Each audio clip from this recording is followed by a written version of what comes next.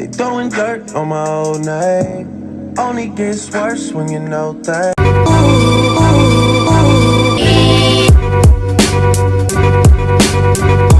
Alright guys, so it's March 13th.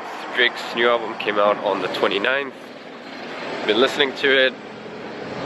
Started off pretty good, ended off strong. Everything between is just shit.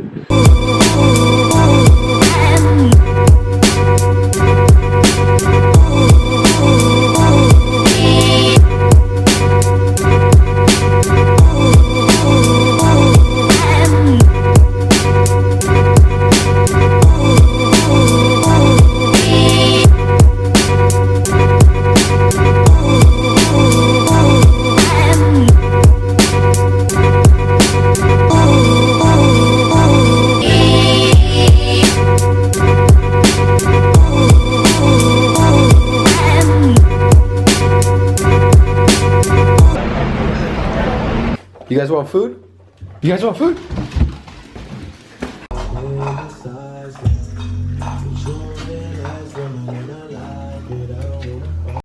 Alright guys, so I'm getting my haircut now. This is what I look like before, and this is after. Alright guys, well I really didn't show what my hair looked like before, but just trust me, it was really thick. I have really thick hair, and that's why I can't have like cool, intricate haircuts, because I just can't do much. I can't control my hair basically. But here is what it looks like now. Pretty happy. Alright guys, so I'm gonna do another voiceover for this video, and I promise you guys an edit next time. So yeah, I will leave you guys with a commentary now. Alright guys, hope you're having a great day. One thing I noticed is that little baby like picture of me is right there. Yeah, always been in my videos, which is pretty funny. I just realized right now with the flip out screen. So what you're seeing right here is a push day. I start off with bench. I really didn't do that much volume today. I start off at 7. I usually go 70, 80, 90, and 100%. So I just want you to look at the way I set up. I'll pull back, and that is, I'll pull back, I'll settle, I'll pull the bar towards me. So I'm retracting my shoulder blades, staying really tight and compact. Then you'll see a little arch in my back. That's for a shorter range of motion, as well as just to be more powerful and allow for more leg drive. Here is 100 kilos, which is my PR. I just went for it again. I felt like it. As you can see, I'm setting up exactly as I just told you.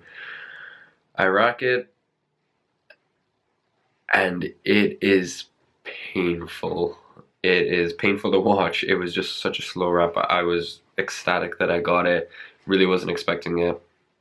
So that's the way I set up for bench. I really recommend you work on your bench technique if you want to move more weight. My bench technique is still really bad, I'd say, and you know, I can bench 100 kilos and deadlift 200 kilos, squat 150. So I'd say with bench and squat, there's a lot that I can do in terms of my technique to get those numbers up. So quickly, what I want to talk about is why you should stay at a surplus, why you should bulk if you're between the ages of 13 to 19. I have a lot of friends who, you know, they want to cut, and that's fine. Like, I understand you want to look lean, you want to look shredded.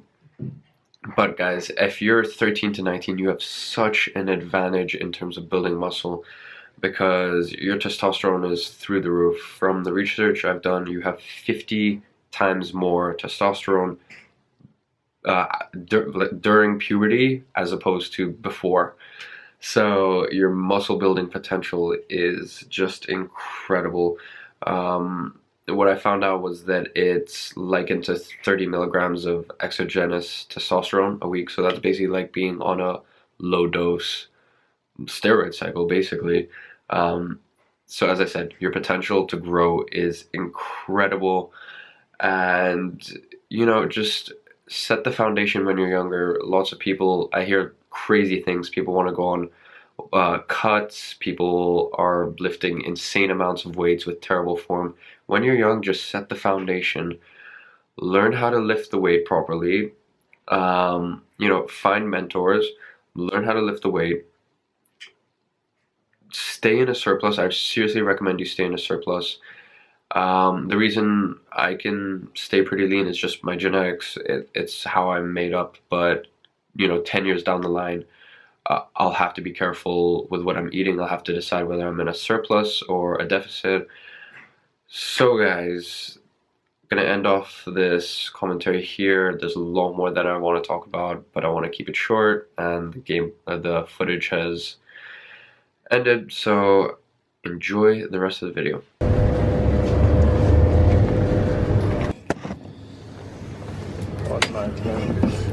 Really, you think so?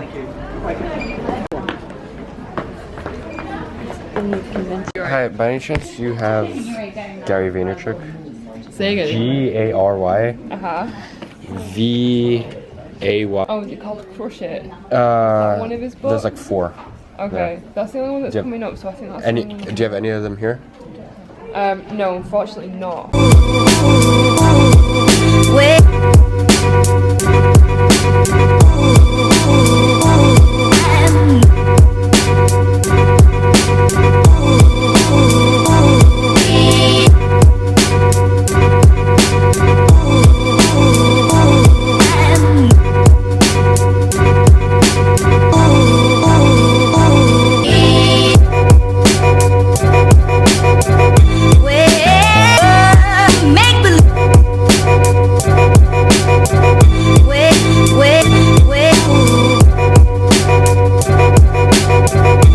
Alright, so just got home, and what I want to talk about quickly is Snapchat and why you have to be on Snapchat if you're looking to have a stronger brand. And at the end of the day, the social media is for my future, and a lot of things that I want to do will come from this.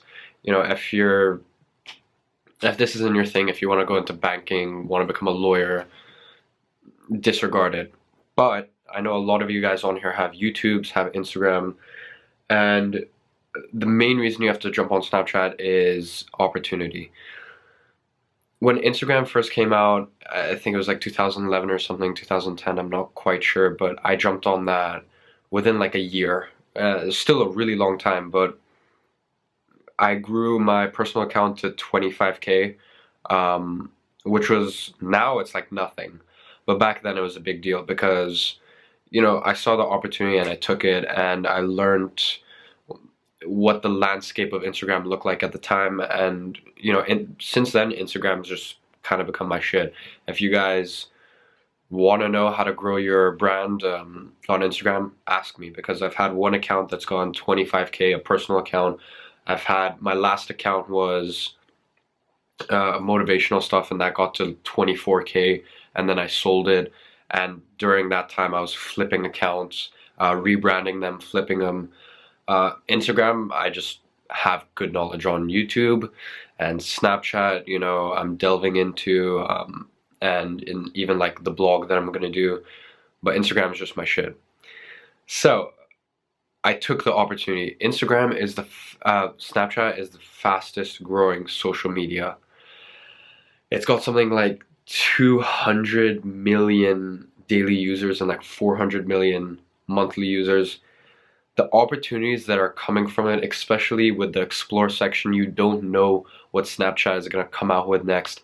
So someone like me, I can show a completely different side on Snapchat, as well as with the stories.